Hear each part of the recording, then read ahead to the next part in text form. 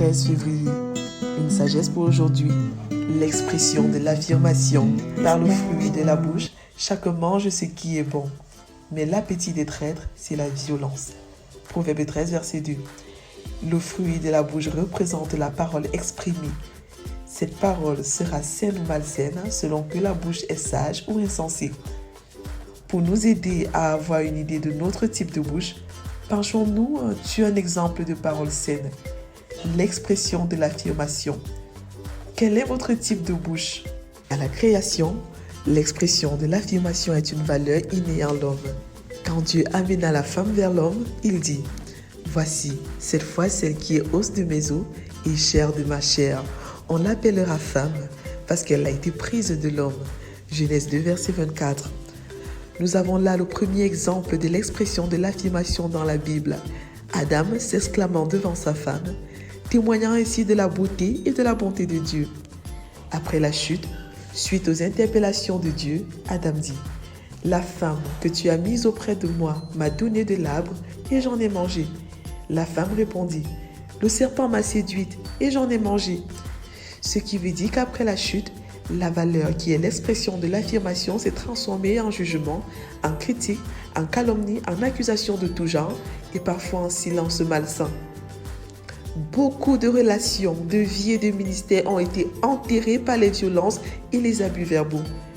Dieu, quant à lui, n'a cessé d'exprimer l'affirmation aux hommes malgré leur état d'hommes pécheurs. Il l'a fait pour Abraham, pour David, pour Gédéon et à plusieurs reprises pour son fils. Paul dit que toute famille dans les cieux et sur la terre tire son nom de Dieu. C'est pourquoi une des valeurs fortes des familles selon le cœur de Dieu, c'est l'expression de l'affirmation. Avec la grâce. Quand Philippe trouva Nathanaël et lui parla de Jésus, il répliqua « Peut-il venir de Nazareth quelque chose de bon ?» Et Jésus l'écouta. Ce Nathanaël était un homme intègre et respectueux, trop fier de sa piété et ayant une compréhension du Messie dictée par le sentiment de sa propre justice. C'est ce qui fit de lui un poseur d'étiquette de première classe. Avez-vous déjà fait face à un poseur d'étiquette?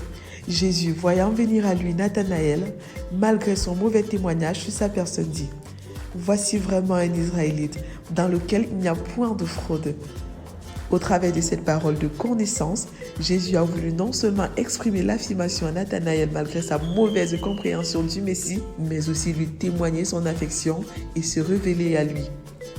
Vérité, lorsqu'on est connecté à l'Esprit de Dieu, l'expression de l'affirmation prend une dimension prophétique suffisamment puissante pour changer la vie et la destinée non seulement d'un individu, mais aussi de toute une nation.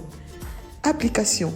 Notre capacité et notre promptitude à affirmer ou à critiquer va dépendre de la profondeur ou de la superficialité de notre relation avec Dieu. Comment est notre relation avec Dieu? Sommes-nous prompts à affirmer ou alors à critiquer? Choisissons 3 personnes pour qui nous devons prier et ensuite affirmer aujourd'hui. Mise en garde et encouragement. Qu'il ne sorte de votre bouche aucune parole malsaine, mais s'il y a lieu, quelques bonnes paroles qui servent à l'édification nécessaire et communiquent une grâce à ceux qui l'entendent. Prions ensemble. Père, donne-moi d'avoir une relation profonde avec toi et une bouche sage, afin que je puisse abonder en paroles de grâce et d'affirmation. Au nom de Jésus, Amen. Lecture pour aujourd'hui. Psaume 61 à 65, Proverbe 13, Nombre 10 à 12. Vous êtes bénis.